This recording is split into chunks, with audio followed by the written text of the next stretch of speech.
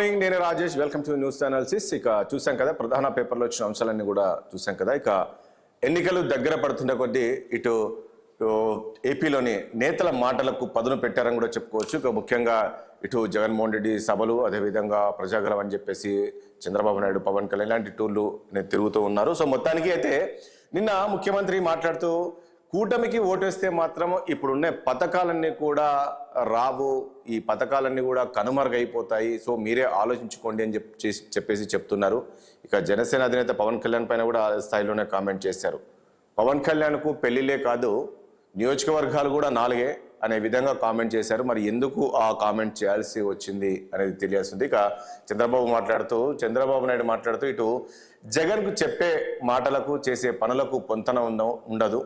అత్యంత ధనికుడు ఎవరంటే ఏపీలో జగన్మోహన్ రెడ్డి, దోచిన సొమ్మంతా కూడా విదేశాల్లో దాచిపెట్టారు అని చెప్పేసి కామెంట్ చేస్తున్నారు. నిజంగా మరి ఆ పరిస్థితి ఉందా? సో ఇలాంటి అంశాలన్నీ కూడా మనం చర్చిద్దాం. చర్చలో పాల్గొంటున్నారు వైఎస్ఆర్ కాంగ్రెస్ పార్టీ నుంచి రవిచంద్ర గారు ఉన్నారు, టీడీపీ నుంచి దీపక్ రెడ్డి గారు, అదేవిధంగా బీజేపీ నుంచి భానుప్రకాష్ గారు ఉన్నారు, ఇక జనసేన నుంచి శివశంకర్ గారు ఉన్నారు, రాష్ట్ర ప్రధాన కార్యదర్శి జనసేన. ఎస్, ఒకసారి శివశంకర్ గారు మీ దగ్గరికి వద్దాం. నిన్న చూసాము, పవన్ కళ్యాణ్ పైన కామెంట్ చేశారు. పెళ్లిలే కాదు, మళ్ళీ పెళ్లిళ్ళ ప్రస్తావన వచ్చింది. పెళ్లిలే కాదు, నియోజకవర్గాలు కూడా 4 అని. ఎందుకు ఆ కామెంట్ చేయాల్సిన పరిస్థితి వచ్చింది అనుకోవచ్చు? దీన్ని ఎట్లా చూస్తారు మీరు? రాజేష్ గారు, గుడ్ మార్నింగ్ అండి. చర్చలో పాల్గొంటున్న రవిచంద్రారెడ్డి గారికి, భానుప్రకాష్ రెడ్డి గారికి, దీపక్ రెడ్డి గారికి, 60 ప్రేక్షకులందరికీ వెరీ గుడ్ మార్నింగ్. ఇది చాలా దిగజారుడు విమర్శలు. అంటే రాజకీయాల్లో కొన్ని విలువలతో, నైతికతతో ఉండవలసిన అవసరం ఉంటుంది ఏ నాయకుడికైనా సరే. ముఖ్యంగా అధికారంలో ఉన్నటువంటి ముఖ్యమంత్రి గారికి ఆ బాధ్యత ఇంకెక్కువ ఉంటుంది.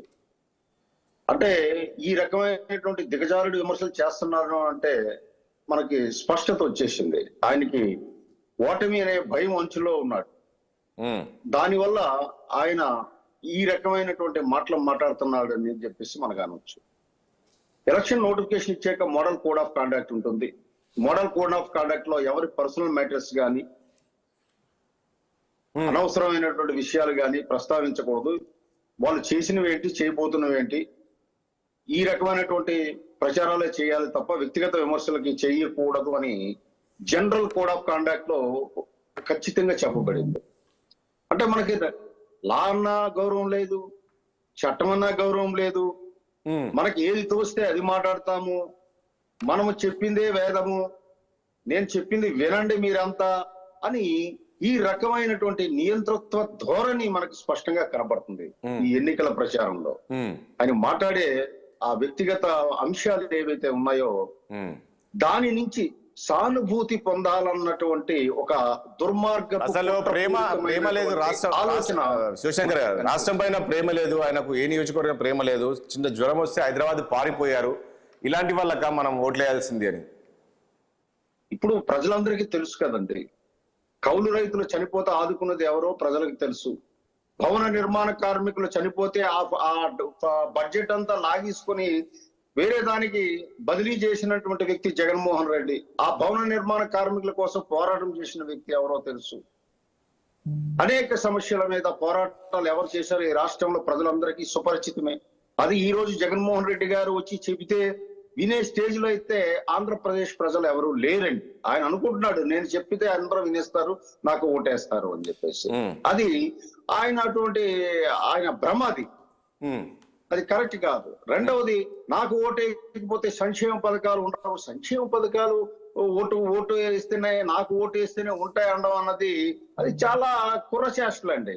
సంక్షేమ పథకాలు రాజ్యాంగం నిర్దేశించినటువంటి పథకాలు. ఏ ప్రభుత్వం వచ్చినా, ఈ ప్రభుత్వం ఉన్నా, వేరే ప్రభుత్వం వచ్చినా, ఎవరు వచ్చినా 1956 నుంచి కూడా సంక్షేమ పథకాలు అమలవుతున్నాయి ఈ రాష్ట్రంలో. ఇదేంటో ఈయన కొత్తగా వచ్చి కనిపెట్టి ఇక్కడ ప్రజలకు పరిచయం చేసినట్టు మాట్లాడతారు ఈయన. ఇప్పుడు ఈ రకంగా ఎన్నికల్లో ప్రజలని మాయ చేసి మభ్యపెట్టి మీరేం చేశారో చెప్పండి. అగ్రికల్చర్ కి, రైతులకు ఏం చేశారో చెప్పండి. నిరుద్యోగులు 24% వచ్చి దేశంలో ప్రథమ స్థానం ఉంది, వాళ్ళకేం చేశారో చెప్పండి. పారిశ్రామికవేత్తలకు ఏం చేశారో చెప్పండి. శివప్రసాద్ గారు, ఇప్పుడు ఒకటి శివశంకర్ గారు, నాకు తెలిసి ఎవరు కూడా నాకు తెలిసి రాజకీయ నాయకుడు అడగరు ఏంటంటే నేను చేసిన కాబట్టే నాకు ఓటేయండి, నేను చేయకుంటే నాకు ఓటేయకండి. ఇంత ఇంత ఇంత ఇలా చెప్తున్నారు కదా, ప్రతి ఇంటికి ఏదో ఒక సంక్షేమ పథకం వెళ్ళింది. అది అందులో పర్వాలేదండి. ఇప్పుడు జగన్మోహన్ రెడ్డి గారు వారు ఒక మాట, నా పరిపాలన మీద నా ఇష్టపడితే ఓటేయండి అనడంలో తప్పు లేదు. దాన్ని ఎవరు కూడా తప్పు పట్టారు, ప్రజలు నిర్ణయించుకుంటారు. ఇక్కడ వ్యక్తిగత అంశాల మీద దాడి చేసి తద్వారా లబ్ధి పొంది సానుభూతి రాజకీయాలు, ఇది తప్పు అండి ప్రజాస్వామ్యంలో. పర్టికులర్లీ ఎన్నికల ప్రచారంలో అవి చాలా తప్పు. ఆల్రెడీ మేము ఎన్నికల ప్రధానాధికారి దృష్టికి తీసుకొచ్చాం. ఈయన వ్యక్తిగత విమర్శలు చేయడము, unjustified invasion of the personal matters of Pawan Kalyan garu, this is too much. ఒక ముఖ్యమంత్రి స్థాయికి తగదిది. వెరీ దిగజారుడు రాజకీయాలు. ఏ ముఖ్యమంత్రి కూడా భారతదేశ ప్రజాస్వామ్యంలో ఇంత దిగజారుడు భాష గాని, ఇంత దిగజారుడు టాక్టిక్స్ గాని వాడినట్టు దాఖలాలు నా ఊహ లేదండి. భానుప్రకాష్ గారు గుడ్ మార్నింగ్ అండి. ఏంటి ఇక్కడ పురంధేశ్వరి పైన బీజేపీ పైన కూడా కామెంట్ చేశారు. కేవలం అంటే కూటమిలో బీఫామ్ ఇవ్వాలంటే చంద్రబాబు డిసైడ్ చేస్తారు. ముఖ్యంగా బీజేపీలో అభ్యర్థులన్నీ కూడా చంద్రబాబు నాయుడు డిసైడ్ చేశారు. ఆయన చెప్పిన వాళ్ళకే పురంధేశ్వరి టికెట్స్ ఇచ్చారు అనేది వాస్తవం ఉందా ఇందులో? మీకు ప్యానల్ పెద్దలందరికీ నమస్కారాలు. అబద్ధాలకు కేర్ ఆఫ్ అడ్రస్ వైసీపీ అండి. వాళ్ళకి నోరు ఉంది కదా అని చెప్పి ఇష్టం వచ్చినట్టు మాట్లాడుతున్నారు. మా పార్టీలో జరిగే విషయాలు వాళ్ళకి ఎందుకండి? మా పార్టీలో మేము ఒక లైన్ లో ఉన్నాం. మాకు పార్లమెంటరీ బోర్డు ఉంది, ఎలక్షన్ కమిటీ ఉంది. స్టేట్ నుంచి దాదాపు నేను కూడా ఒక జిల్లాకు అబ్జర్వర్కి వెళ్ళాను.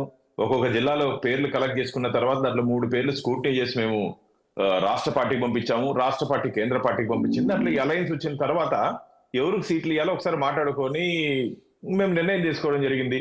చంద్రబాబు నాయుడు గారికి ఏం సంబంధం? వీళ్ళ కళ్ళలో కూడా చంద్రబాబు నాయుడు కనపడుతున్నాడు, వీళ్ళకి కళ్ళలో కూడా చంద్రబాబు నాయుడు కనపడుతున్నాడు. మా పార్టీ ఆంతరిక విషయం వీళ్ళకి ఎందుకండి? మీరు ఎన్నికలు ఏం చేయబోతారు, మీరు ఏం చేశారు అది చెప్పండి.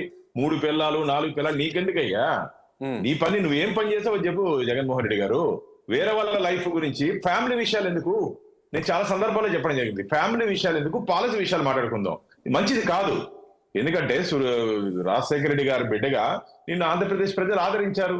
కాబట్టి ఆదరణ నువ్వు పోగొట్టుకోకూడదు. ఇష్టం వచ్చినట్టు మాట్లాడుతూ నోరుంది కదా అని చెప్పి, అధికారంలో ఉన్నావు కదా అని చెప్పి మాట్లాడితే ఆంధ్రప్రదేశ్ ప్రజలు క్షమించరు జగన్మోహన్ రెడ్డి గారు. కాబట్టి దయచేసి ఎవరైనా సరే వ్యక్తిగత విషయాలు జోలికి వెళ్ళొద్దండి. నువ్వేం చేసావు, మేమేం చేస్తాం.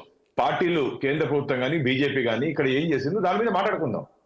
అందుకని అంటే ఓటమి భయంతో, నాకు అర్థమైంది అంటే ఓటమి భయంతో, ఓడిపోతామనే భయంతో, ఎందుకంటే ఇంటెలిజెన్స్ రిపోర్ట్స్ ఉంటాయి కదా, ఓడిపోతున్నామని చెప్పి ఇన్ఫర్మేషన్ వచ్చింది వాళ్ళకి. కాబట్టి ఆ ఓటమి భయంతోనే ఎదుటి పార్టీ వాళ్ళపైన మసిబూసే కార్యక్రమం చేస్తున్నారు. ఒకటి, కమలం పుట్టిందే బురదల నుంచి. మాకు మరకలు మసి మాకు కొత్త ఏం కాదు. కాబట్టి వికసిస్తోందిగా ఆంధ్రప్రదేశ్ లో భారతీయ జనతా పార్టీ ఖచ్చితంగా మాకు ఇచ్చినటువంటి 6 పార్లమెంట్ స్థానాల్లో 10 అసెంబ్లీ స్థానాల్లో మా అభ్యర్థులు మేము గెలిపించుకోబోతున్నాం. ప్రజలు కూడా భారతీయ జనతా పార్టీ, టీడీపీ, జనసేన వైపు ఉన్నారు. ఎందుకంటే ఒక డబుల్ ఇంజిన్ సర్కార్. ఆంధ్రప్రదేశ్ లో మార్పు రావాలన్నా, ఆంధ్రప్రదేశ్ లో అభివృద్ధి పదంలో ముందుకు పోవాలన్నా, ఈ అరాచక పాలన నుంచి బయటపడాలన్నా ఈ రోజు ఎలక్షన్ జరిగేది ఒకటే, జగన్ ఎట్టి పరిస్థితుల్లోనూ ముఖ్యమంత్రిగా ఉండకూడదు జగన్మోహన్ రెడ్డి గారు అని చెప్పి ఆంధ్రప్రదేశ్ ప్రజలు ఒక ఆలోచనకి రావడం జరిగింది. ఇప్పుడు నిన్న కూడా మేము ప్రచారంలోకి వెళ్తే ముస్లిం వాళ్ళు కూడా చెప్తున్నారు, అయ్యా మీ గతంలో కాదు, మీరేమో భానుప్రకాష్ మీరేమో అలా అంటున్నారు. కానీ అక్కడ ఈ కూటమికి భయం పట్టుకుంది, జగన్మోహన్ రెడ్డి విజయం ఖాయమైపోయింది. అక్కడ ఆ జనం చూస్తే కథ, అందుకనే ఆ రాయితో విసిరారని చెప్పేసి వాళ్ళు అంటున్నారు కదా. ఎక్కడ చూసినా జనం బ్రహ్మరథం పడుతున్నారు. ఎక్కడ చూసినా కిలోమీటర్ల మీద జనాలను చూసి అది తట్టుకోలేకనే ఈ రోజు ఆ రాళ్లతో దాడి చేసే పరిస్థితి వచ్చిన రాయితో అంటున్నారు. రాయి విసిరారా, విసిరించుకున్నారని అడుగుతున్నారు ఆంధ్రప్రదేశ్ ప్రజలు. రాయి విసిరారా, విసిరించుకున్నారా, దాడి చేశారా, చేయించుకున్నారని చెప్పి ఆంధ్రప్రదేశ్ ప్రజలు అడుగుతున్నారు. దానికి ఇప్పుడే ఎంక్వైరీ జరుగుతుంది. దీని మళ్ళా రాజకీయ కోణంలో తీసుకొని వస్తున్నారు. బోండా ఉమా గారు, రవిచంద్ర గారు ఏమడుగుతున్నారు, ఎప్పుడు ఎవరో ఒకరిని ఇబ్బంది పెట్టాలి. నిష్పక్షపాతంగా విచారణ జరిగితే వాస్తవాలు బయటకు వస్తాయి. దీంట్లో కూడా సానుభూతి, ఒకటి చెప్తున్నా, సానుభూతితో ఎన్నికల్లో ఓట్లు రావు. మనం చేసినటువంటి పని మీద, మనం ఇచ్చినటువంటి హామీలు ఎన్ని నెరవేర్చామో దాని మీద ఓట్లు తీసుకోవాలి తప్ప నా మీద రాయి పడింది, నేను ఒంటరిగా వస్తున్నాను, నన్ను ఒంటరిని చేసేశారు అంటే ఒక సానుభూతితో ఓట్లు అడిగితే ప్రజలు ఏరండి.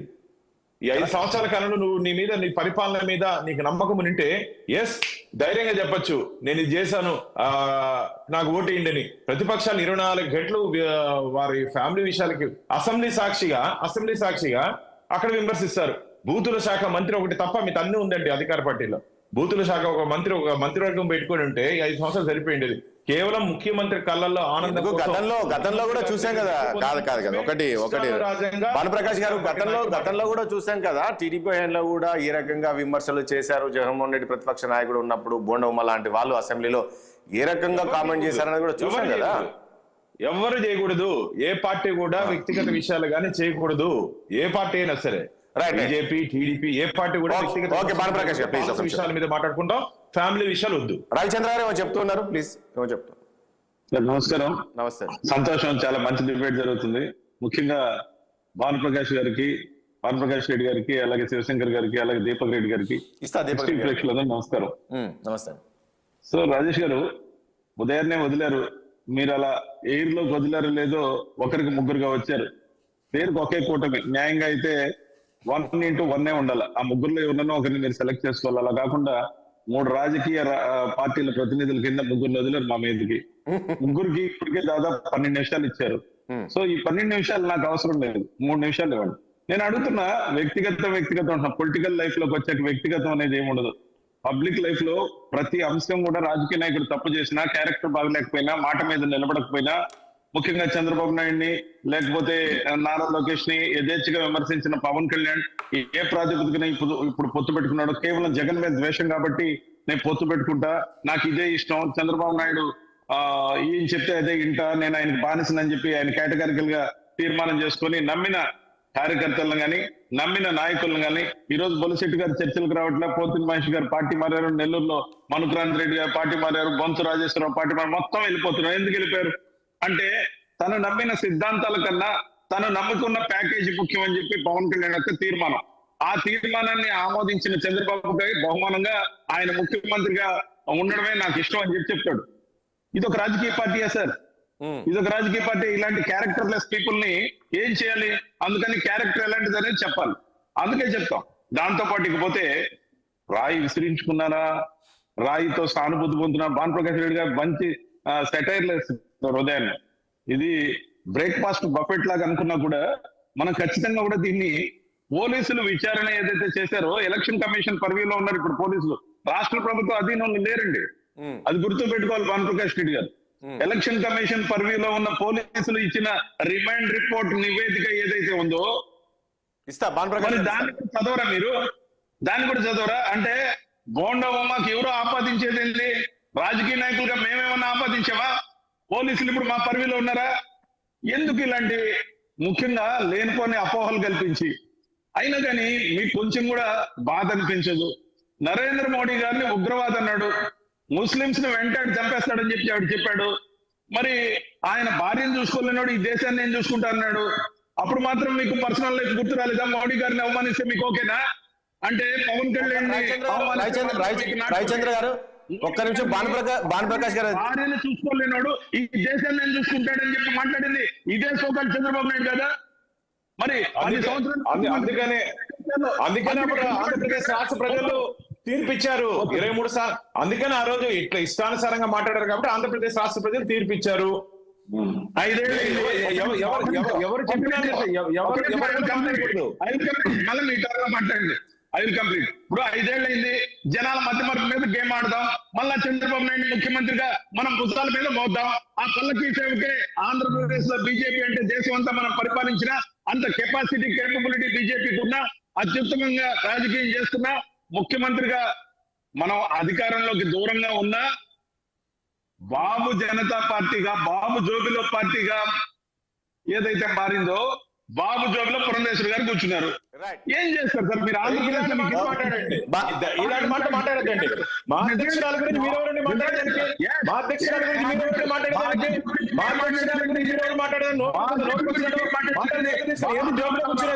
పద్ధతి లేదా? మాటలు వెనక్కి తీసుకోండి. భానుప్రకాష్ గారు ఒక రవిచంద్ర గారు అయిపోయింది.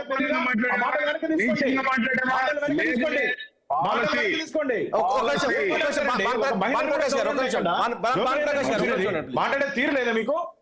ఇంత సీనియర్ నాయకుడు ఉన్నారు, ఎలా మాట్లాడతాండి ఒక మహిళ పట్ల? ఏమన్నా తప్పన్నా? దాంట్లో ఏమన్నా బూత్ ఉందా? ఒక మహిళ మాట్లాడతారు, మహిళలు గౌరవించే తెలీదా మీకు? నేను మహిళలు చెప్తా గౌరవించే దానికి. తెలీదా? ఆ మాటలు వెనక్కి నేను తీసుకోండి, ఆ మాటలు వెనక్కి తీసుకోండి. మహిళల్ని గౌరవించి మాట్లాడదాం. అందరం రాజకీయ క్షేత్రంలో పనిచేస్తున్నాం. ఆ పార్టీ కల్చర్ అండి, ఆ పార్టీ అబ్బా, కల్చర్ అంటే సూపర్ రైట్, సార్. ఒకేలా మాట్లాడతారు. Super sir. Super sir. Deepak Reddy గారు, సారీ, మీకు పట్టిన ఓకే. మీకు అదే పట్టిన- రవిచంద్రారెడ్డి గారు బాధ మీ బాధ వేరే పార్టీలో ఉన్నప్పుడు ఎంత dignified గా మాట్లాడేవారు. దీపక్ రెడ్డి గారు మాట్లాడాను, అన్పార్లమెంటరీ వాటి ఏమైనా మాట్లాడారా? లేదు వేరే కదా. పార్టీలో ఉండేటప్పుడు చాలా డిగ్నిఫైడ్ గా మాట్లాడేవారు మీరు. కాదు, కాదు ఆ రోజు సార్. కూడా నేను డిబేట్ రైట్. ఉండేవాడిని. ఓకే. నేను ఒక్క పార్టీ దీపక్ రెడ్డి గారు, సార్ శివశంకర్ గారు, ప్లీజ్ అందరం ఒక్క కాంగ్రెస్ లో వచ్చిన వాళ్ళమే. ఆ కాంగ్రెస్ అప్పుడు కూడా బాగానే చంద్రబాబు మాట్లాడేవారు. నాయుడు కాదు, ఆ కాంగ్రెస్ కూడా చంద్రబాబు నాయుడుతో కలిసి విభేదించిన తర్వాత కాంగ్రెస్ పార్టీ కాంప్రమైజ్ అయింది వాల్యూస్ తో, ఎథిక్స్ తో, కరప్షన్ తో, చంద్రబాబు నాయుడుతో కొల్యూడైంది కాబట్టి వదిలేసి వైఎస్ఆర్సీపీలోకి వచ్చే పార్టీలు ఊరికే మార్చింది సార్. నేను సిద్ధాంతం ఉన్న ప్రాతిపదికన ఇష్టం, అంతేకాకుండా అన్యాయంగా దుర్మార్గంగా మాట్లాడి నేను అడుగుతున్నా, ఆంధ్రప్రదేశ్ లో బీజేపీకి ఈరోజు ఏ మిస్టేక్స్ ఉన్నాయని చంద్రబాబు నాయుడు పల్లకి మోస్తున్నారు? రైట్. అది రవిచంద్ర గారు, సమస్య అండి. సార్, ఒక్క నిమిషం. దీపక్ రెడ్డి గారు ఒక్క నిమిషం ప్లీజ్. రవిచంద్ర గారు ఒక్క నిమిషం. మీకెందుకు? మీకేం సంబంధం? వేరే పార్టీ విషయం గురించి మా పార్టీ అలయన్స్ ఎవరితో పెట్టుకోవాలో మీరు డిసైడ్ చేస్తారా? ఎవరితోనే పెట్టుకోండి. పొత్తు పెట్టుకోవాలో మీరు డిసైడ్ చేస్తారా? ఎవరితో పెట్టుకున్నా మా పార్టీ మీ ఇష్టం. అనైతికమైన పొత్తు. మా పార్టీ ఇష్టం అది. ఎవరితో పొత్తు పెట్టుకోవాలో మేము నిర్ణయం తీసుకుంటాము. భారతీయ జనతా పార్టీ మీ మేరకు కుటుంబ పార్టీ కాదు. పార్టీ కాదు. భానుప్రకాష్ గారు ప్లీజ్ ఒక నిమిషం. అంటే వాళ్ళు పొత్తు పెట్టుకోవడాన్ని వ్యతిరేకించలేదు మీరు. కాదు పొత్తు ప్రెసిడెంట్ ప్రిసైడ్స్. మేమంతా కలిసి నిర్ణయం తీసుకుంటాం. మీ మార్గం ఏకపక్ష నిర్ణయాలు తీసుకోవడం జగన్మోహన్ రెడ్డి ఒక్క నిమిషం. దీపక్ రెడ్డి గారు, భానుప్రకాష్ రెడ్డి గారికి ఉన్న ఆలోచన కూడా భారతీయ జనతా పార్టీకి లేదని నేను అనను. భారతీయ జనతా పార్టీని నేను విమర్శించడానికి నేను ఇప్పుడు ఇక్కడ లేను. కానీ ఖచ్చితంగా ఒక మాట చెప్తా, మీ కర్మ పగవాడికి కూడా రాకూడదు. మోడీ గారిని తీవ్రవాదన్న భావదారిద్ర్యం ఉన్న చంద్రబాబు నాయుడు పల్లకి మోయడానికి కొంచెం ఉన్నా సిగ్గుపడాలి కదా అంటా నేను. మీరు ఏం లేకపోతే 2-3 సీట్లు మా ఇష్టం అండి, మా పార్టీ ఇష్టం. కుదరదు. ప్రజా జీవితంలో ఉన్నప్పుడు ప్రజలకు సమాధానం మీ మాట వినాల్సిన అవసరం మాకు అవసరం లే. మీ సర్టిఫికేట్ మాకు అవసరం లే. మీ మాట వినాల్సిన అవసరం లే. మీ సర్టిఫికేట్ మాకు అవసరం లే. పార్టీ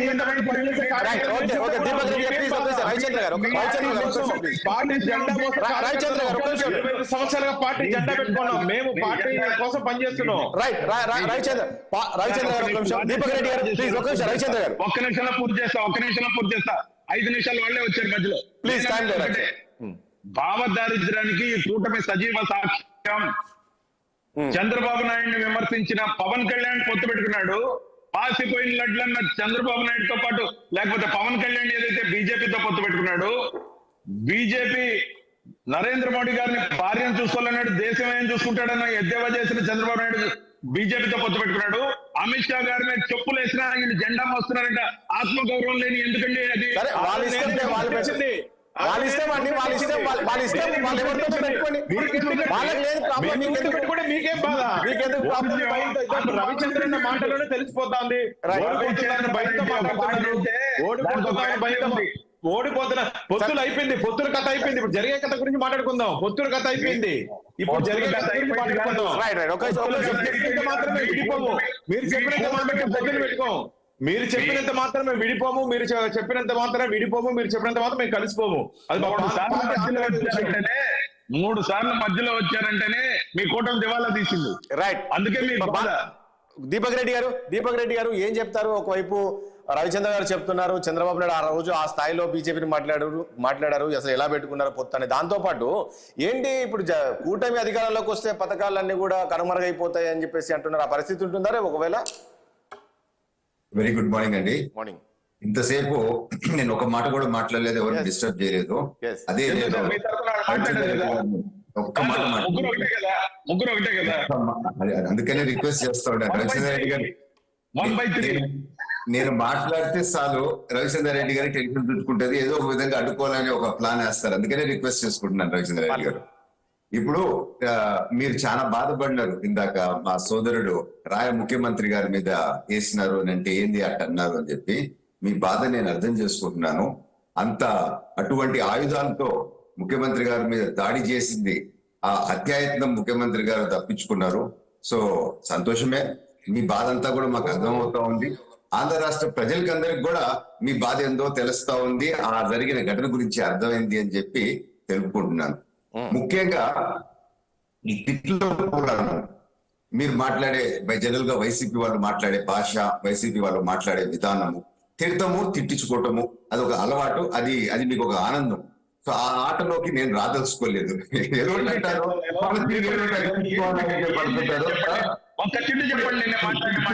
ఇప్పుడు భానుప్రకాష్ గారు ఏం మాట్లాడు, మీరు ఏమన్నారు, భానుప్రకాష్ గారు దానికి ఏమన్నారు?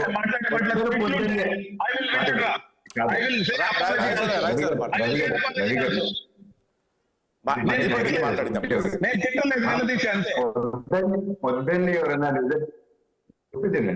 పొద్దున్నే నిద్రలేసి ఎవరైనా ఇది చూస్తున్నారంటే ప్రోగ్రాము ప్రశాంతంగా ఏంది సమాచారం ఏంది కొన్ని డిస్కషన్స్ కోసం చూస్తారు. మీరు ఏదో ఒకటి అంటారు, మీరు అనిపించుకుంటారు. ఇది పొద్దున్నే బాగుంటుంది, అది ఈవినింగ్ టైం అయితే బాగానే ఉంటది. కానీ ఇప్పుడు అసలు పాయింట్కి వస్తాం. ఇప్పుడే మన యాంకర్ గారు అడిగింది, టీడీపీ వస్తే మా పథకాలు రద్దు చేస్తారు అనే మీరు ఆడే నాటకము. ఎందుకు ఈ గేమ్ మీరు ఆడుతూ ఉంటారు? ఎందుకు ఇటువంటి దుష్ప్రచారం చేస్తున్నారు? గతంలో ఎలక్షన్స్ లో మీరు చేసింది ఆ తప్పు. మేము అధికారంలోకి వస్తే ఈ దాదాపు 120 తెలుగుదేశం చేసిన పథకాలను రద్దు చేస్తామనే మాట మీరు మాట్లాడినారా?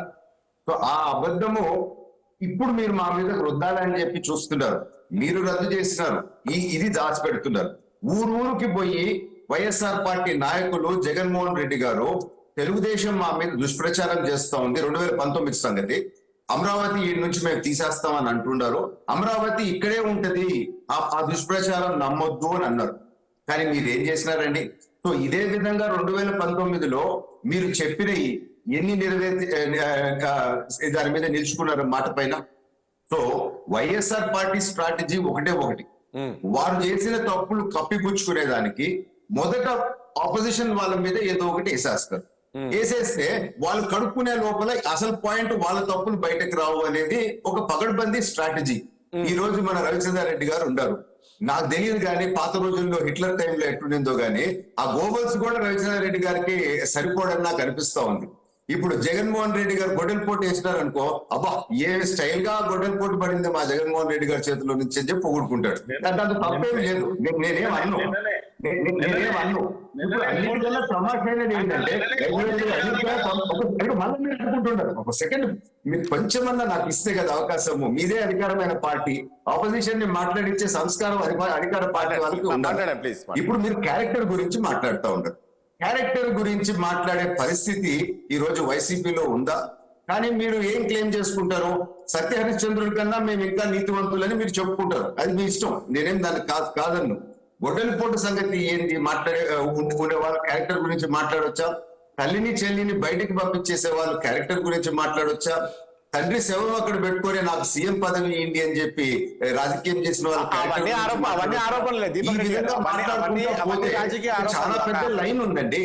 సో ఇక్కడ ఒక పాయింట్ ఏంటి అని అంటే, నేను ఒకరిని తక్కువ చేసి మాట్లాడతామో, ఒకరిని తప్పు అంటామో నేను మాట్లాడను. ఇక్కడ పాయింట్ ఏంటి? ప్రజల సమస్యల గురించి మాట్లాడాలి. మీరు ప్రజల సమస్యల గురించి మాట్లాడకుండా ప్రతిసారి మీరు ఎందుకు డైవర్ట్ చేస్తా వేరే విధంగా పోతా ఉంటారు? ఈ పథకాల గురించి ఎందుకు మాట్లాడరు? ఎలక్షన్ కమిషన్ క్లియర్ గా చెప్పింది, ఎలక్షన్ టైంలో మీ మీద నోటీసులు కూడా సర్వ్ చేసింది, ఇటువంటి భాష వాడొద్దు అని చెప్పి. ఎందుకు మీరు అటువంటి భాష వాడుతూ ఉండరు? ఎందుకు తప్పుల పైన తప్పులు చేస్తూ ఉండరు? వీటికి మీరు జవాబు చెప్పే పరిస్థితిలో ఉండాలి. ఒక క్యారెక్టర్ అసాసినేట్ చేయటమో, డైవర్ట్ చేయటమో, వేరే వాళ్ళని తిడతామో, ఇదంతా ఎంతవరకు కరెక్ట్ అని చెప్పి నేను సూటిగా ప్రశ్నిస్తా ఉన్నాను. ప్రజాస్వామ్య విధానాల్ని మీరు చులకన చేస్తున్నారు వైసీపీ వాళ్ళు అని చెప్పి నేను తెలుపుకుంటున్నానండి. కానీ ఒకటి దీపక్ రెడ్డి గారు, మనం చూసాము గతంలో మీరు కూడా ఏ స్థాయిలో జగన్మోహన్ రెడ్డి కుటుంబం పైన విమర్శలు చేశారు. కొన్ని చూసాం మనం అప్పట్లో షర్మిలతో సహా. ఇప్పుడు హైదరాబాద్లో అనుకుంటుంటా కమిషన్ ఆఫీస్కి వచ్చి ఫిర్యాదు చేశారు టీడీపీ నేతల పైన. ఈ రకంగా వ్యక్తిగత విమర్శలు చేస్తున్నారు, తల్లినే లేదు చెల్లినే లేదు, ఈ రకమైన కామెంట్ చేస్తూ ఉన్నారు అనే దానిపైన ఉంది కదా. మీరు కూడా గతంలో దీనికి ఆజ్యం పోసిందే టీడీపీ అంటున్నారు కదా. ఈ వ్యక్తిగత విమర్శలను టార్గెట్ చేసిందే టీడీపీ నుంచే వచ్చిందని. అనేక సార్లు అసెంబ్లీ సెషన్ జరిగేటప్పుడు వాళ్ళు మాట్లాడే మాటలకి మా నాయకులందరూ ఎమ్మెల్యేలు ఎమ్మెల్సీలు మేము మీటింగ్ లో ఈ విధంగా మనం కూడా అట్నే వీళ్ళకి కౌంటర్ చేయాలా అని చెప్పి మా వాళ్ళు అంటే అనేక సార్లు చంద్రబాబు నాయుడు గారు క్లియర్ గా అన్నారు, వాళ్ళకి మనకి తేడా ఏముంటది, మన గౌరవాన్ని మనం తగ్గించుకోకూడదు, వాళ్ళు మాట్లాడిన మాటలు విధంగా మనం మాట్లాడకూడదు, వాళ్ళు చేసిన విధంగా మనం చేయకూడదు, మనం ఒక ఎగ్జాంపుల్ సెట్ చేయాలా అని చెప్పి ఒకసారి కాదు అనేక సార్లు చంద్రబాబు నాయుడు గారు మాకు చెప్పడం నేను విన్నాను. మా స్పోక్స్ పర్సన్ ఎవరో ఒకరు ఒకసారి మాట జారితే వారిని పిలిచి మళ్ళీ అదే టైంలో అందరు స్పోక్స్ పర్సన్ కూడా కాన్ఫరెన్స్ లోకి తీసుకొని మీరు ఇటువంటి భాష వాడొద్దు అని చెప్పడం జరిగింది. సో అందుకనే ఈ రోజు రాజకీయాల్లో మీరు చూస్తే ఒక బాధాకరం అండి. యంగర్ జనరేషన్ రాజకీయాల్లోకి రావాలంటే ఇట్లు నేర్చుకోవాలా, లేకపోతే వీళ్ళలాగా దాడులు చేసే విధానం ఉండాలా, లేకపోతే రాజకీయాల్లో సక్సెస్ కారు, లేకపోతే దోచుకునే డబ్బులు విపరీతంగా ఖర్చు పెట్టాలా అనే భావన ఈ రోజు ప్రజల్లోకి వచ్చేసింది. సో నెక్స్ట్ జనరేషన్ రాజకీయాల్లోకి వచ్చేదానికి ఇంట్రెస్ట్ కూడా చూపించడం లేదు. అటువంటి పరిణామాలు తీసుకొని వచ్చింది వైసీపీ పార్టీయే కదా. మీరు అడగండి, మహిళలను అడగండి. మీరు చాలా మంది వైసీపీ నాయకులు మాట్లాడే భాష వాళ్ళు హర్షిస్తున్నారా అని చెప్పి ఆ టీవీలు కూడా మేము మూసేస్తున్నాం చిన్న పిల్లకాయలు ఉండే ఇళ్లలో అని చెప్పి చెప్తా ఉండరు. ఇది వాస్తవం కాదా? మీకు అధికారం ఇచ్చింది దేనికండి? ఒక ఛాన్స్ ఇవ్వండి, మేము పనిచేస్తామని చెప్పి నోటుకొచ్చినట్టు తిడతాలు, దాడులు చేయటము, అక్రమ కేసులు పెడతాము, ఇబ్బందులు పెడతాము, ఇదంతా ఎంతవరకు కరెక్ట్ అండి? ఇది ఒకసారి ఆలోచించాలి కదా. సో ఇప్పుడు రవిచంద్ర రెడ్డి గారు కూడా సరే వారు మాట్లాడేది వాళ్ళు మాట్లాడతారు, but let us talk content. మనం మీరు ఏం చేశారు, మేమేం చేయాలా, లేకపోతే 5 సంవత్సరాలు ప్రజల సమస్యల గురించి మాట్లాడండి, అవి పక్కన పెట్టేశారు. ఇప్పుడు మీరు మాట్లాడిన ఎంటైర్ రవిచంద్ర రెడ్డి గారి వర్జన్ మీరు చూస్తే ఎక్కడన్నా ప్రజా సమస్యల గురించి మాట్లాడింది ఉందా? ఇది వైసీపీ తత్వము, నైజము అని చెప్పి నేను అనుకుంటాను. కానీ ఒకటి రవిచంద్ర గారు, ఒక విషయం అయితే వాస్తవం. ఇప్పుడు మీరు ఏం చేశారు అనేది చెప్పుకోవాలి, ఎలక్షన్స్కి వెళ్ళాలి. కానీ ఈ వ్యక్తిగత విమర్శలు అనేది కరెక్ట్ కాదేమో అనిపిస్తుంది. ఎందుకంటే దీనిపైన బాగా విమర్శలు కూడా వస్తాయి. ఇప్పుడు పవన్ కళ్యాణ్ సరే ఆయన ఇండిపెండెంట్ చేసుకుంటే ఏమవసరం, ప్రతిసారి పదే ఎందుకు ఆ టాపిక్ తీసుకొస్తున్నారు? రాజేష్ గారు చేసిన పనులు చెప్పుకొని ఓట్లు అడుగుతున్న ఏకైక పార్టీ ఆంధ్రప్రదేశ్ లో వైఎస్ఆర్సీపీ. ముఖ్యంగా రైతు భరోసా కానీ, అమ్మఒడి కానీ, లేకపోతే డ్వాక్రా సంపూర్ణ రుణమాఫీ కానీ, నాడు నేడు ద్వారా ఆధునీకరించిన స్కూల్స్ కానీ, హాస్పిటల్స్ కానీ, 17 మెడికల్ కాలేజీలు, 4 పోర్ట్లు, 10 ఫిషింగ్ హార్బర్లు తీసుకొచ్చిన ప్రభుత్వంగా కానీ, లేకపోతే అనేక రకాల ఇండస్ట్రీలు ఇన్ఫోసిస్ నుంచి తీసుకొచ్చిన చిన్న పెద్దవన్నీ కలిపి ఒక 172 కార్యక్రమాలు ఏవైతే జరిగాయి, బిర్లా కాస్టిక్ సోడా దగ్గర అనేక రకాలుగా. దాంతోపాటు మేము మా ప్లాన్ ఆఫ్ యాక్షన్ రాబోయే రోజుల్లో ఏ విధంగా ఉంటుంది, వెలుగొండ ప్రాజెక్ట్ ఏదైతే ఉందో దానికి సంబంధించి 2వ టన్నెల్ కూడా పూర్తి చేసి నీళ్లు వదలడానికి ట్రైన్లను కూడా పూర్తి చేసిన పార్టీగా, పోలవరంకి సంబంధించి కొత్త కాఫర్ డ్యామ్ ని వేగవంతంగా పూర్తి చేయడంతో పాటు దానికి సంబంధించిన R&R ప్యాకేజీ, నిర్వాసితులకి వాళ్ళకి ఇవ్వాల్సిన సొమ్ము ఆంధ్రప్రదేశ్ ప్రభుత్వానికి ఇవ్వద్దని చెప్పి నిర్వాసితుల లిస్టు మొత్తం కూడా మోడీ గారికి సబ్మిట్ చేసి, అంటే కేంద్ర ప్రభుత్వానికి సబ్మిట్ చేసి మీరే వాళ్ళ అకౌంట్లలోకి డైరెక్ట్ గా ట్రాన్స్ఫర్ చేస్తే మేము నీళ్లు గ్రావిటీ ద్వారా ఇచ్చుకునేదానికి, డ్యామ్ లో నీళ్లు నిలబెట్టడానికి అవకాశం ఉంటుందని కోరుకున్న ప్రభుత్వం. అనేక రకాలుగా నేతన్నలను కానీ, వాహన మిత్ర కానీ, లేకపోతే ప్రతి ఒక్క చేయుత విషయంలో కానీ, లేకపోతే పెన్షన్ల విషయంలో కానీ 32,50,000 మందికి ఇళ్ల స్థలాలతో పాటు ఇళ్లు కట్టడం కానీ, ప్రతి ఒక్క దగ్గరతో పాటు సోషల్ జస్టిస్ ఏదైతే ఉందో ఈ రోజు ఎంపీ సీట్లు 25, 175 ఎమ్మెల్యే సీట్లలో 100 సీట్లకు పైగా ఎస్టీ, బీసీ, మైనారిటీలకి, చాలా నిరుపేదలకి ఇచ్చిన ఏకైక పార్టీ సోషల్ జస్టిస్ అప్లిఫ్ట్మెంట్ లో అగ్రపదాన్ని ఉన్న పార్టీ వైఎస్ఆర్సీపీ. ఇవన్నీ మేము చేసిన విజయాలుగా మేము చెప్తుంటే నోటికి వచ్చినట్టు మా మీద మాట్లాడినప్పుడు ఎదురుదాడు అనేది ఖచ్చితంగా ఉంటుంది. ఎదురోడు పంచుల మీద విసురుతో మొహాన్ని గాయపరచాలనుకున్నప్పుడు ఖచ్చితంగా మా వైపు నుంచి కూడా రిటార్డ్ అనేది ఉంటుంది కదా. మేము మాత్రమే చేసిన పనులు చెప్పుకొని ఓటడుగుతున్నాం. మేము చేసిన పనులు మీకు చేరి ఉంటే, మీకు మేలు జరిగి ఉంటేనే మాకు ఓటేయమని ఒక హీరోలాగా అడుగుతున్నాం. వాళ్ళు ఏమడుగుతున్నారు సార్, నిద్రలేస్తే 3 పార్టీల కూటమి మమ్మల్ని, మా ముఖ్యమంత్రి వైఎస్ జగన్మోహన్ రెడ్డి గారి పార్టీ అధ్యక్షుడు తిట్టి విచారణలో ఉన్న కేసుల గురించి మాట్లాడి దీని గురించి అవాకులు ఏవైతే ఉన్నాయో. రవిచంద్ర గారు పవర్ పోయినట్టు మీ దగ్గర, ఒకసారి శివశంకర్ గారు పవర్ పోయింది, వాయిస్ వస్తుంది, కంప్లీట్ చేస్తా. ఏదైతే మాకు మాత్రమే అర్హత ఉంది, ఓటు అడిగే అర్హత వీళ్ళకుందా సార్? నరేంద్ర మోడీ గారిని వ్యక్తిగతంగా విమర్శించిన పార్టీ చంద్రబాబు నాయుడు అండ్ ఆయన స్వయంగా విమర్శించి దాంతో పొత్తు పెట్టుకుంటాడంటే మీకెందుకు, మా ఇష్టం, మేము పొత్తు పెట్టుకుంటాం, మాతో 100 సీట్లు పారేశారు, ఏం కర్మ అంటే విధానం లేవు. అన్నిటికీ కాంప్రమైజ్ చంద్రబాబు నాయుడు రైట్, శివశంకర్ గారు ప్లీజ్. మీకేమో భయము, మీకెందుకు భయము? ఒంటరిగా వస్తాను కదా, వచ్చారు కదా, చూసుకుందాం. వేరే పార్టీల పొత్తు గురించి మీకెందుకండి? వేరే పార్టీల పొత్తు గురించి మీకెందుకు? వేరే పార్టీలు ఎవరితో పొత్తు పెట్టుకోవడం భానుప్రకాష్ గారు మీ దగ్గరికి వస్తా. భానుప్రకాష్ గారు మీ దగ్గరికి వస్తా, ప్లీజ్ తీసుకుందాం. రవిచంద్ర గారు ఒక నిమిషం ప్లీజ్. అలాంటి కాంప్రమైజ్ 2 సీట్ల కోసం మోరల్స్ లేకుండా ఎథిక్స్ లేకుండా రవిచంద్ర గారు ప్లీజ్ ఒక నిమిషం అండి. మేము ఎవరితో పొట్టు పెట్టుకోవాలో శివశంకర్ గారు భానుప్రకాష్ గారు ఒక్క నిమిషం ప్లీజ్. కనపడుతులేదు. శివశంకర్ గారు పంపిస్తారు. జనాలు మాట్లాడుతూ ఉన్నాడు. పంపించబోతున్నారు వైసీపీ. శివశంకర్ గారు ప్లీజ్. రెడ్డి గారి పరిస్థితి, ఆంధ్ర రాష్ట్ర పరిస్థితి కూడా అదే విధంగా ఉంది. Right okay. శివశంకర్ గారు ఒక్క విషయం ప్లీజ్. మాట్లాడిన దండగా రవిచంద్ర గారు కనపడతా ఉంది కదండి, ప్రజలకంటే కనపడతా ఉంది కదా. నా కరెంట్ పరిస్థితి మీ బొమ్మ కనపడకుండా కరెంట్ రాని పరిస్థితి కనపడతా ఉంది. రవిచంద్ర గారు ప్రాబ్లం లేదు. మీరు చీకట్లోకి పోతారు, మేము వెళ్తుర్లోకి వస్తాం. సరే చూద్దాం. శివశంకర్ గారు, నేను ఇప్పుడు ఇంతకుముందు అన్నట్లు ఈ కామెంట్స్ పార్టీకి ఏమైనా నష్టం వాటిల్లో అవకాశం ఉంటుందా? పదే ముఖ్యమంత్రి ఈ రకమైన కామెంట్ చేస్తే ప్రజల్లో ఆలోచన ఏమైనా వస్తుందా? దీన్ని పట్టించుకోరంటారా? ఇప్పుడు అటువంటి నష్టం వస్తుందని మేము అనుకోవట్లేదు. ప్రజలు కూడా అర్థమైంది. కాకపోతే విలువలు నైతికత ఉండాలండి. ప్రజలకి ఈ నాయకుడు అనేవాడు ఏం సందేశం ఇస్తున్నాడు అది తెలియాలి. మీకు ఒక ఉదాహరణ రాజేష్ గారు చెప్తున్నాను. ఇప్పుడు వివేకానంద రెడ్డి గారి మర్డర్ మీద అందరు కామెంట్ చేస్తున్నారని వీళ్ళంతా కడప ప్రిన్సిపల్ డిస్ట్రిక్ట్ జడ్జి కోర్టులో కేసు వేసి దాని మీద ఎవరో మాట్లాడొద్దు అని ఆర్డర్ తెచ్చుకున్నారు. అంటే వీళ్ళకి ఆ బాధ ఉంటుంది. మరి అదే పని ఎదుటివాడికి మీద మనం దాడి చేస్తున్నామే. నువ్వు ఏదైతే ఒక జుడిషియరీ నుంచి రిలీఫ్ పొందావో ఆ పని నువ్వు చేయడం ఏంటి? కనీసం అనిపించదా? ప్రజలు ఇది గమనిస్తారు తెలియదా? దానివల్ల మాకు అసలు we don't care it all also. ఎందుకంటే మా విధానాలు మాకున్నాయి. రెండవది, ఇందాక రవిచంద్ర రెడ్డి గారు పుత్రు గురించి ఊరికే గొంతు చించుకుంటున్నారు. ప్రజాస్వామ్యము, ప్రతిపక్ష పార్టీలు, పొత్తులు ఇవన్నీ మన రాజ్యాంగం పరిధిలోనే ఉంటాయి. అంతేగాని వైఎస్ఆర్ రాజ్యాంగ పరిధిలో ఏమి ఉండవండి. ఇప్పుడు మీతో ఎవరు పొత్తు పెట్టుకోడు, ఎందుకంటే మీ సంగతి తెలుసు కాబట్టి. ఇక్కడ ప్రజాస్వామ్యం లేదు, రాజ్యాంగం లేదు. మీ పార్టీతో ఎవరు పొత్తు పెట్టుకుంటాడు?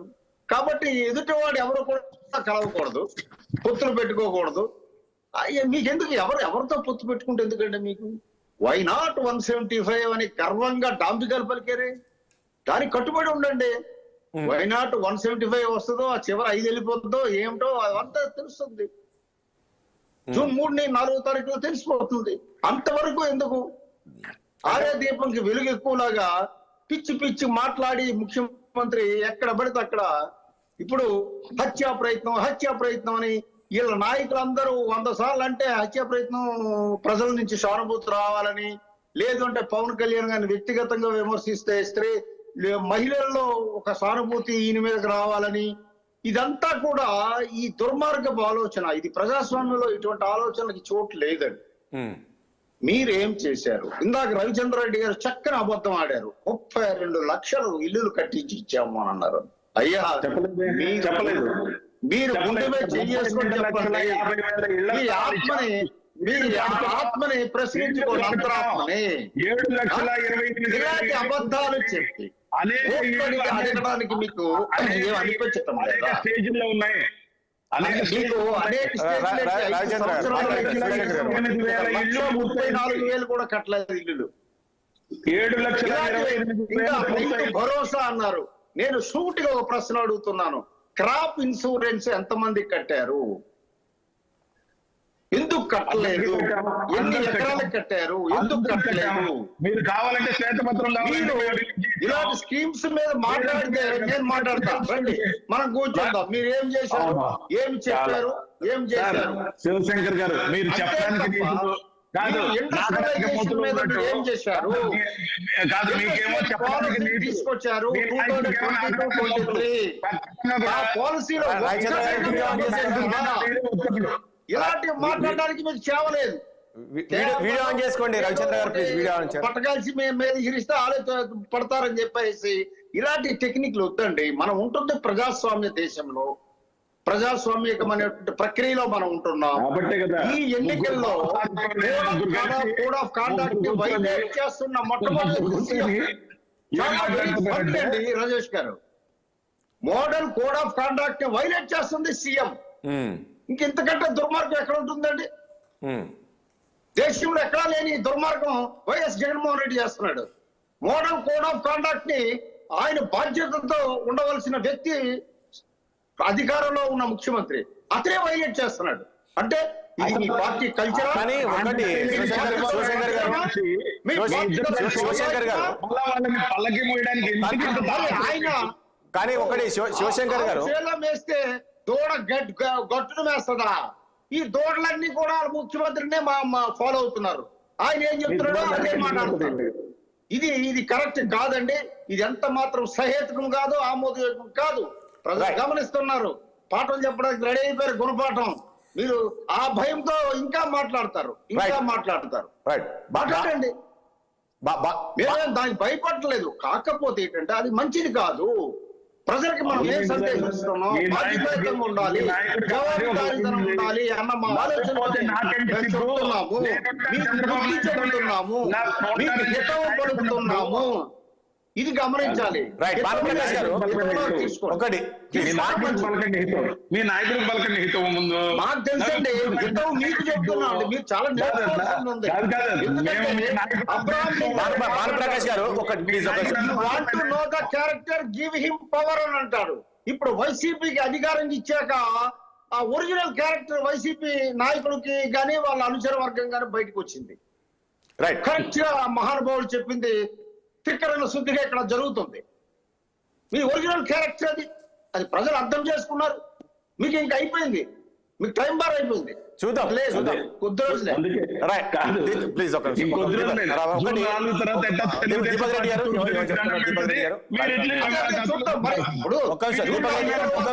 అప్పుడు అంతా మళ్ళీ ఇదే రాజేష్ గారు డిబేట్ తూర్పు తిరిగి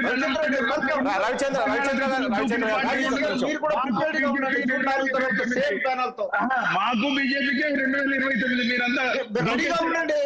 రవిచంద్ర రెడ్డి గారు రెడీగా ఉండండి. దీపక్ రెడ్డి గారు ఒకసారి దీపక్ రెడ్డి గారు నేను మళ్ళా పోతున్నానండి. నా టర్న్ ఇస్తే థ్యాంక్ఫుల్. ఓకే అని ఇక్కడ పాయింట్ ఏంటంటే, నిన్న ముఖ్యమంత్రి గారు 4 నియోజకవర్గాలు 4 భార్యలు అని చెప్పి పవన్ కళ్యాణ్ గారిని కామెంట్ చేశారు కదా. ఎలక్షన్ టైంలో అది చేయాల్సిందేనా అండి? ఎలక్షన్స్ కి అటువంటి కామెంట్స్ కి ఏమన్నా సంబంధం ఉందా అండి? పురంధేశ్వరి గారిని ఏ విధంగా వారి క్యారెక్టర్ కూడా అసాసినేట్ చేసే విధంగా ముఖ్యమంత్రి గారు మాట్లాడుతున్నారు. అది ఒక ముఖ్యమంత్రి స్థాయి మనిషికి తగిందేనా? నేను ఇప్పుడు చూడండి, అనేక కేసులు ఈ 5 సంవత్సరాల్లో వైఎస్ఆర్ పార్టీ చేసిన తప్పులు పేపర్లతో సహా, రుజువులతో సహా మేము ప్రజల ముందు పెట్టినాం. కానీ ఏ విధంగా వాళ్ళ స్పోక్స్ పర్సన్స్ అదేదో కరెక్టో తప్పు అని చెప్పి ప్రజల్ని కన్ఫ్యూజ్ చేసుకుంటూ మభ్య పెట్టుకుంటూ ముందుకు పోతుంటారో ఒకసారి ప్రజలు కూడా గమనించాల్సిన పరిస్థితి ఉంది. ఇప్పుడే సోదరుడు రవిచంద్రారెడ్డి గారు పోలవరం గురించి ఏదో మాట్లాడినారు, అంటే తప్పు టీడీపీ సైడ్ నుంచి ఉంది. నేను ఈరోజు చెప్తున్నానండి, ఒక ఎగ్జాంపుల్ ఇస్తా ఉన్నాను. ఏ విధంగా ఇది ఒక క్లాసిక్ ఎగ్జాంపుల్. వైఎస్ఆర్ పార్టీ మనుషుల్ని మభ్య పెడతా ఉన్నారు, ఏ విధంగా వాస్తవాల్ని దాచిపెట్టి తిరిగి ప్రతిపక్షాల మీద తప్పులు చూపిస్తున్నారు అని.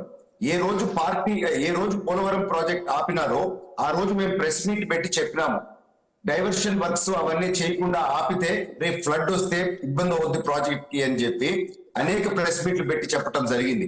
కానీ కేవలం వారం రోజులు నోటీస్ ఇచ్చి మెడకాయ పెట్టి ఆ కాంట్రాక్టర్ ని బయటికి నెట్టేసారు. ఇటువంటి ప్రివేషన్ ఏం చేయకుండా ఒక చిన్న ఇల్లు కట్టుకునే వాళ్ళు కూడా వర్షాకాలంలో సిమెంట్ లోపల పెట్టుకుంటారు. ఆ మాత్ర అవగాహన కూడా లేకుండా ఇంకొక 5-6 నెలలు అదే స్పీడ్ లో కంటిన్యూ అయిపోయి ఉంటే గ్రావిటీ ద్వారా నీళ్ళు ఇచ్చిన ప్రాజెక్ట్ ని వాళ్ళు ఆపి ఇప్పుడు 2-3 సంవత్సరాలు అయినా కానీ దాన్ని 5 సంవత్సరాలు అయిపోయినా కానీ ఏ పరిస్థితికి తీసుకొని వచ్చినారు.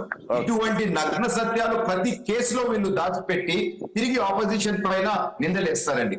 ఈ పార్టీ అధికారంలోకి వచ్చిన మొదటి రోజే అమరావతి వర్క్స్ ఆపేశారు.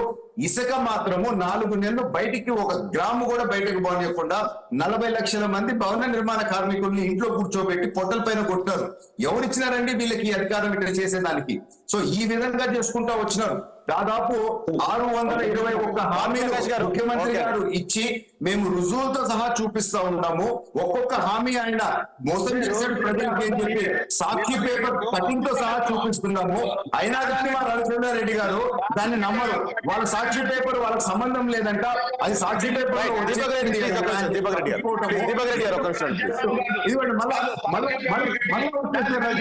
మాట్లాడారు. వాళ్ళ గుర్తు ఇప్పటికీ ఆయన పాఠశాలకి వెళ్ళిపోయినారు. సో ఇంకా నన్ను మాట్లాడి అని నాకు తెలుసు. అందుకని నమస్కరించి నేను బ్రేక్ మాట్లాడుకుంటారు. రవిచంద్ర గారు నేను పాయింట్స్ మాట్లాడిన తర్వాత మీరు చెప్పండి. దానికి నన్ను మాట్లాడలేకుండా మీరు ఎందుకు అడ్డుకుంటారు? మీ గుడ్లు ఇప్పేటప్పుడు మీరు ఎందుకు ఇట్లా భయపడుతున్నారు? ప్రతిసారి ఈ స్ట్రాటజీతో మమ్మల్ని మాట్లాడలేకుండా చేస్తున్నారు.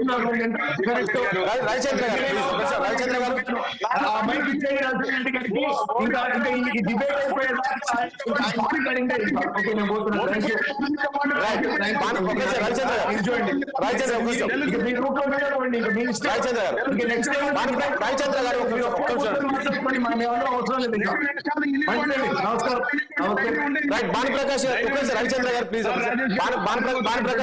భానుప్రకాష్ గారు పదే పదే పోలవరంకి సంబంధించి ఎవరినడిగా 5,000 కోట్ల రూపాయల contract nomination Chandrababu Naidu hand over చేస్తాడు నవయుగాకి.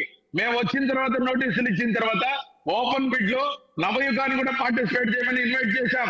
నవయుగ ఎందుకు వెళ్ళిపోయిందో తెలుసా? నవయుగ చేసిన లోపాయికారి పనులు, చెల్లించిన బ్యాక్ డోర్ కిక్ బ్యాక్లతో పాటు ముఖ్యంగా చేయని పనులకు బిల్లులు చేసుకున్న విషయాన్ని ఓపెన్ బిల్డింగ్ లకు రాలా. ఈ దేశంలో 50 లక్షల వర్క్ కి సంబంధించి నామినేషన్ బేస్ మీద ఇవ్వచ్చు. నేను ఒక కాంట్రాక్టర్ సివిల్ ఇంజనీర్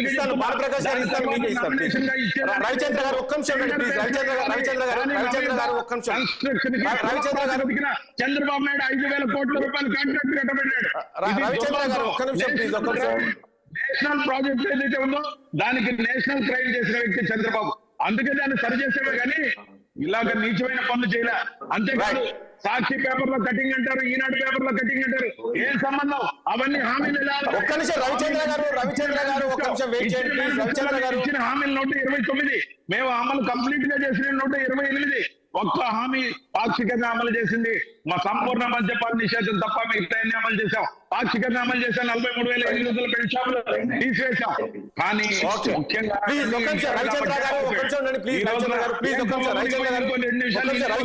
కానీ ఇవన్నీ వెళ్ళిపోయాడు.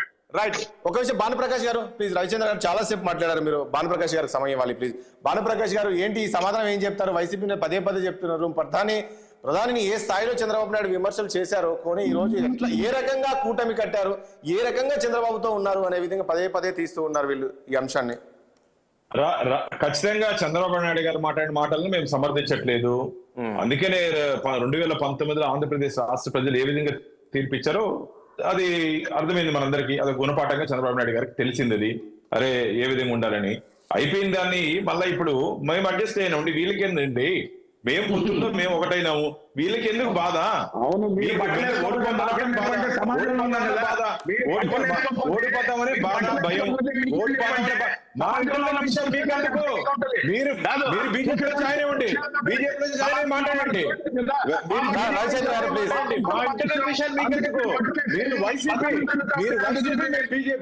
మీరు వైసీపీ మేము బీజేపీ. మేము సీట్ ఇచ్చుకున్నారు, మేము అడగట్లేదే. మీరు ఊరితో పెట్టుకుంటారు, మేము అడగట్లేదే. మా ఇష్టం. మాది నేషనల్ పార్టీ, మాది కుటుంబ పార్టీ కాదు. మీది కుటుంబ పార్టీ, భారతీయ జనతా పార్టీ, మేమంతా కలిసి ఒక కుటుంబం, మేము కలిసి నిర్ణయం తీసుకుంటాం, మీ మార్గం ఏకపక్ష నిర్ణయాలు తీసుకుంటాం. జగన్ కుటుంబం పోయి ఒక్కసారి కలిసారు మీ ముఖ్యమంత్రిని. 5 సంవత్సరాల కాలంలో ఒక ఎమ్మెల్యే గాని ఒక మంత్రి గాని తన నియోజకవర్గ సమస్యల మీద ఎన్నిసార్లు కలిసారు? ఒక్కసారి మాట్లాడమని చెప్పండి. అపాయింట్మెంట్ ముఖ్యమంత్రి అవసరమా? మీ మంత్రులకి మీ ఎమ్మెల్యేలకే అపాయింట్మెంట్ ముఖ్యమంత్రి అవసరమా? మీ ఎమ్మెల్యేలకి మంత్రులకి అపాయింట్మెంట్ ఇవ్వని ముఖ్యమంత్రి అవసరమా ఈ రాష్ట్రానికి?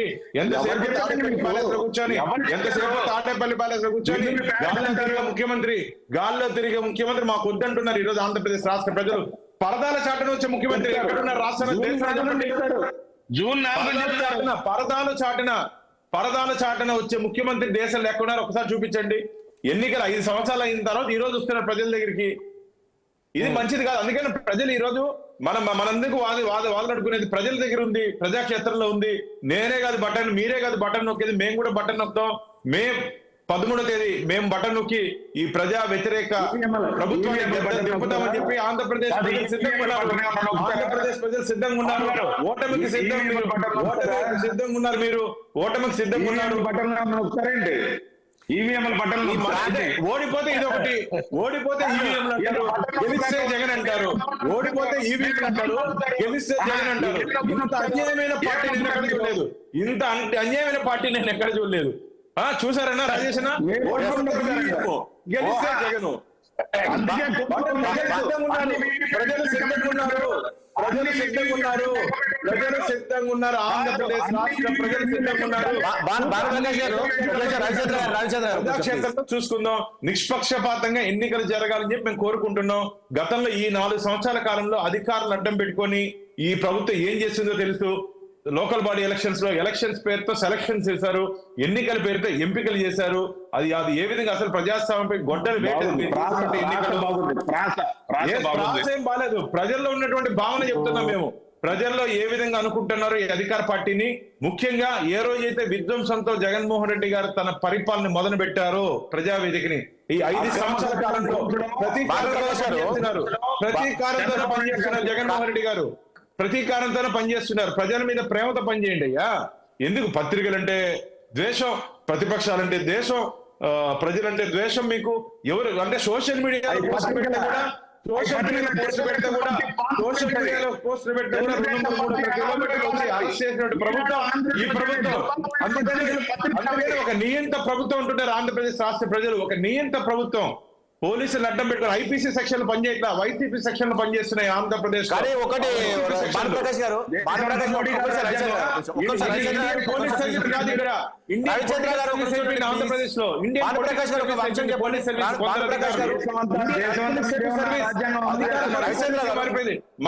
ఒక్క అవినీతి ఆరోపణ లేదు నరేంద్ర మోడీ గారు 10 సంవత్సరాల కాలంలో. ఏ ఛాలెంజ్ చేస్తూ చూపించండి. ఒక్క అవినీతి ఆరోపణ లేదు. అవినీతి రహిత పరిపాలన అందించాము. అందుకని మోడీ గారి నాయకత్వం కావాలని చెప్పి దేశ ప్రజలు కోరుకుంటున్నారు. సరే, ఆంధ్రప్రదేశ్ లో జరుగుతుంది. ఆంధ్రప్రదేశ్ ప్రజలు కూడా భారతీయ జనతా పార్టీ, టీడీపీ, జనసేన వైపు చూస్తున్నారు. ఖచ్చితంగా ఫలితాలు మాకు అనుకూలంగా వస్తాయి. మీరు ఎన్ని చేసినా సరే, బంగారు ఇటుకరా ఇచ్చినా సరే, ఆంధ్రప్రదేశ్ ప్రజలు మీకు ఓటు వేసేదానికి సిద్ధంగా లేదు.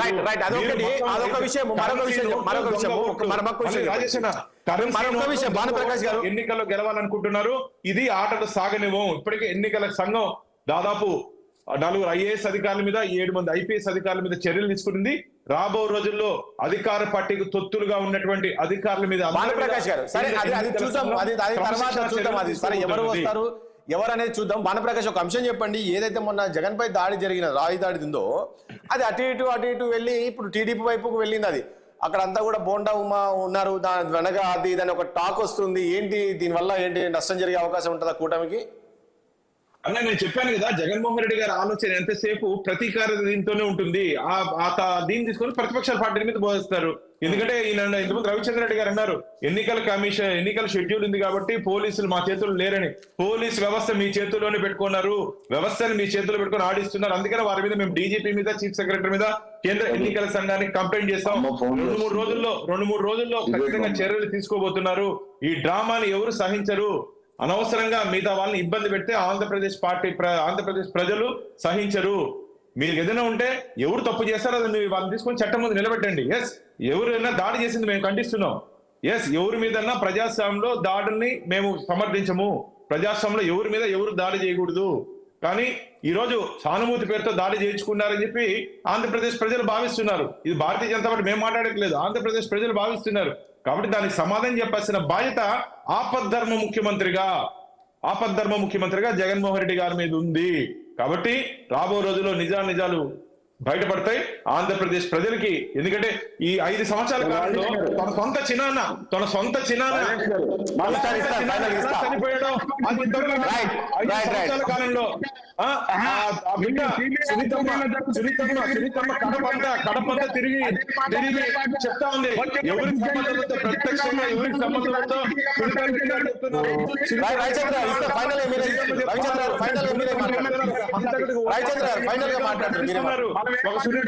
దాని సమాధానం చెప్పండి. గుండెపోటుగా మార్చినట్టు ప్రభుత్వం, గుండెపోటుగా మార్చినట్టు ప్రభుత్వం మాకు ఓట్లని చెప్పి ఆంధ్రప్రదేశ్ ప్రజలు భావిస్తున్నారు. మార్చిన ప్రభుత్వం మాకు వద్దు అని చెప్పి ఆంధ్రప్రదేశ్ ప్రజలు భావిస్తున్నారు. పోలవరం అన్నారు, అన్నమయ్య డ్యామ్ కి గ్రీస్ కూడా వేయలేదు మీరు. అన్నమయ్య డ్యామ్ కి గ్రీస్ కూడా ముఖ్యమంత్రి గారి సొంత జిల్లాలో అన్నమయ్య డ్యామ్ కి గ్రీస్ కూడా వేయలేదు మీరు. మీరు అభివృద్ధి గురించి మాట్లాడేది. మీరెంత నోరేసుకోబడ్డా చంద్రబాబు నాయుడు వకీల్లాగా పనిచేసిన ఎల్లో షర్ట్ వేసుకొని వచ్చి డిబేట్ లో కూర్చున్నా మాకేం ఫరక్ పడదు. కొంచెం సిద్ధం పెంచాలి. విచారణలో ఉన్న కేసు దేశంలో అత్యున్నతమైన సంస్థ సిబిఐ ఏదైతే పోరాడిందో, ఏదైతే ఎంక్వైరీ చేస్తుందో దాని గురించి విషయాలు తెలుస్తాయి. విషయాలు ఎవరు ఇప్పుడు జైల్లో ఎవరున్నారు? సిబిఐ ఎవరు తెలుస్తుంది? భాస్కర్ రెడ్డి గారు ఎవరు? అప్రూవ్డ్ మారినట్టు దస్తగిరి ఎవరు?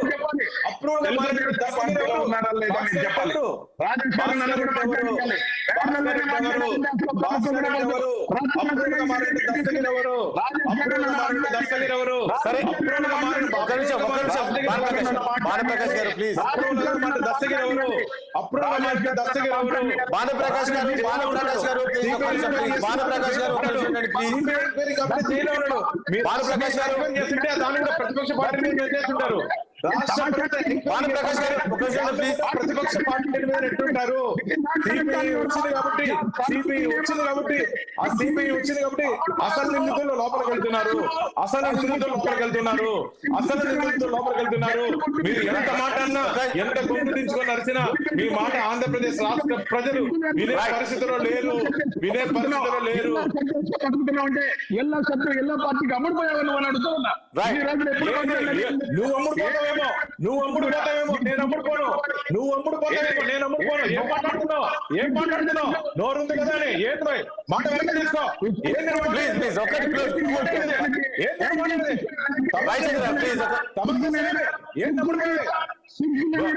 తెలివుందా నీకు?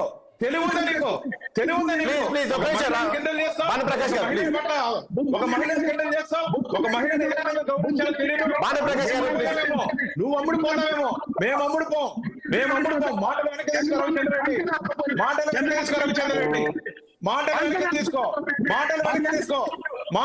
తీసుకో. ఏం తమా చేస్తావు? రవిచంద్ర గారు పర్సనల్ బెదిరిస్తావా? రవిచంద్ర గారు నుంచి మీ వరకు ఒకటే ఇది. భానుప్రకాష్ గారు తెలీదు, మహిళను గౌరవించే తెలియదు నీకు. మాటలు వెనక తీసుకో. నోటుకు వచ్చినట్టు మాట్లాడద్దు. రవిచంద్ర గారు వచ్చినట్టు మాట్లాడద్దు. మాటలు వెనక తీసుకో. నీ మాటలకు ఎవరు భయపడే వాళ్ళు లేరు.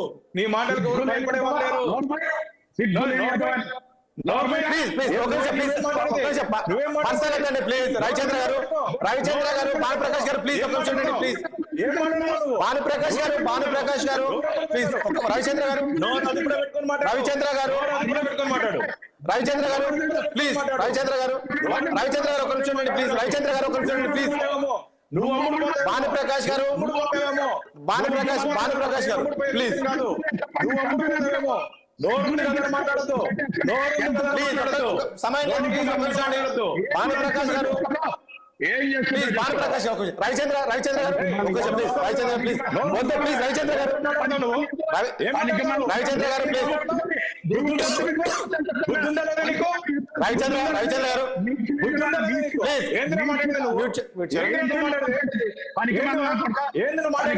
ప్లీజ్ నోరు అదుపులో పెట్టుకో. నోరు ఉంది కదా, ఇది దీని కదా భయపడే వాళ్ళు కాదు, నీ మాటలకు భయపడే వాళ్ళం కాదు మేము, నీ మాటలకు భయపడే. భానుప్రకాష్ గారు వ్యక్తిగత విమర్శలు వద్దండి దయచేసి. భానుప్రకాష్ గారు వ్యక్తిగత విమర్శలు వద్దు ప్లీజ్, మనం సబ్జెక్ట్ మాట్లాడదాం వద్దు ప్లీజ్. రవిచంద్ర గారు ప్లీజ్ వద్దండి, వ్యక్తిగత విమర్శ వద్దు దయచేసి. రైట్, థ్యాంక్ యూ అండి. చర్చలో పాల్గొన్నందుకు మీ భానుప్రకాష్ గారికి అండ్ అదేవిధంగా ఇటు ప్లీజ్ ఒక శివశంకర్ గారికి, అదేవిధంగా రవిచంద్ర గారికి, దీపక్ రెడ్డి గారికి, మీ అందరికీ కూడా చర్చలో పాల్గొన్న ధన్యవాదాలు అండి. ఇది ఇవాళ చర్చ. మళ్ళీ కలుద్దాం. చూస్తున్నాడు 60 సామాన్లు.